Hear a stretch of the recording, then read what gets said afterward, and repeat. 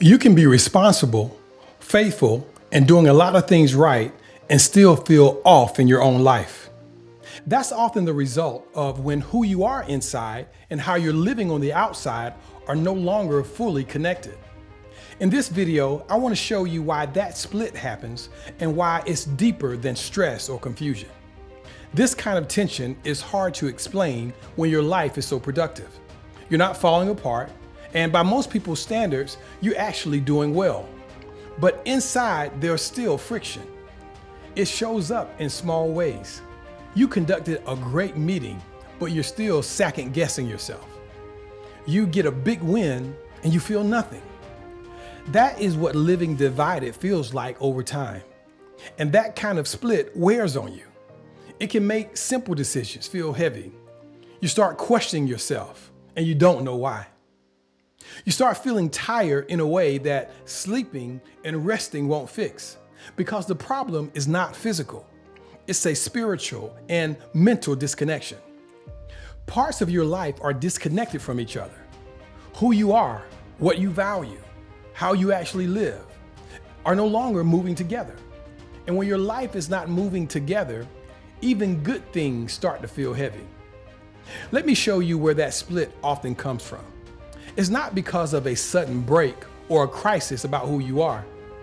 The split usually starts with a gradual shifting from your God-given design. Let's call it drift.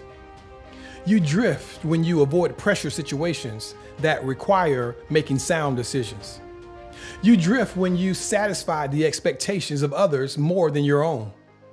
And slowly, you become comfortable with living from parts of yourself instead of from your whole self. Why do we get so comfortable with this drift? Well, sometimes it happens because we just want to be accepted. Sometimes it happens because we are afraid of being misunderstood.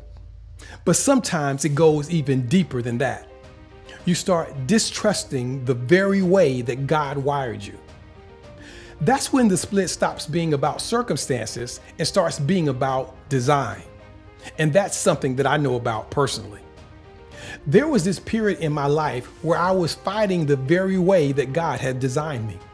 See, God gave me a joyful, expressive, and fun type of personality.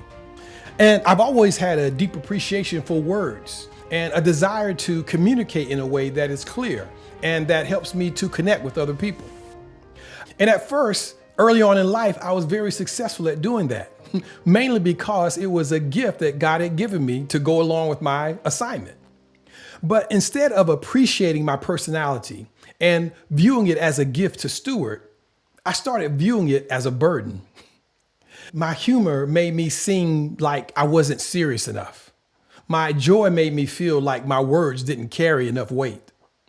I didn't want to be seen as someone who used a lot of words but had nothing to say. So I did what I felt was responsible. I pushed down some of those parts of my personality, the fun and the humorous parts. I restrained them. And I started working against the very nature and gifts that God had given me to make me effective. What I didn't understand then was this: you can't selectively silence a gift without major consequences. I'll share what happened to me. Around my third year of college, I started noticing that I would stutter in my casual conversations. And that was just the beginning of the problem. Because of the stuttering, I lost my confidence and my ability to communicate. And I started struggling to express myself and my thoughts clearly, when in the past, this was a gift. It was something easy to do and something I love to do. I had to use all of this effort just to communicate, when in the past, I could flow. And then even after exerting all of this extra effort, the words that came out often didn't represent what I truly wanted to say. That affected more than my ability to communicate. It affected my confidence and my sense of identity. It affected how I showed up. By not appreciating my design, I didn't just silence my charisma. I silenced myself. And looking back, I can say this clearly: despising your gifting is not humility. It can look humble. It can sound responsible, but it's really drifting away from the way that God intentionally made you. The gift wasn't the problem. The answer was never to kill it. The answer was to mature it and to develop the character that could anchor it. The purpose of me sharing this story is to help you understand that dividing yourself and drifting is not the way to fix the division that you feel inside. Here's the redemptive part, though. When I stopped fighting against what God had put in me and started learning how to steward it, my confidence came back. And when I committed to being aligned, everything changed. See, it was the commitment to be who God made me to be that fueled my confidence, and that's what fixed the stuttering. That's an important lesson. The Bible tells us not to despise the gift that we've been given. Maybe for you, it's not speaking. Maybe it's your leadership. Maybe you don't like being a creative and you want to be more technical. Whatever your gift, it's essential to understand that if God made you that way, don't despise it. There's another reason that people feel divided. It has to do with how they've been taught to think about their lives. One of the unspoken things that we've been taught is to keep our life in these separate categories. We've been taught to put faith over here and to put work over there, to put our calling over here and responsibility over there. And because of these unspoken rules, we expect to find meaning in this dramatic way that's completely different from everyday life. We assume that to live our calling means that we have to be overly spiritual. And at work, we think we have to be overly professional. But that kind of thinking creates division because you are taking things that are central to your life, like your calling, your vocation, and your service, and you're separating them into all these different containers. If you are a faith-driven professional, your life does not consist of dozens of different containers. Your life is one big collection of everything that you are and everything that you're called to be. Now, since I mentioned calling, let me explain how I define it for my coaching clients. A calling is a spiritual phenomenon where a person realizes that their life is about more than themselves. When you embrace that you are called to serve the marketplace, you don't see a sacrifice, you accept an assignment. While your calling is different from your vocation, it doesn't have to be separate from it. Your vocation is one of the places that calling gets expressed in your life. It's not the whole thing necessarily, but it is one of the places. That matters because some people aren't missing their calling. They're overlooking it. They're overlooking the patterns that show up every day.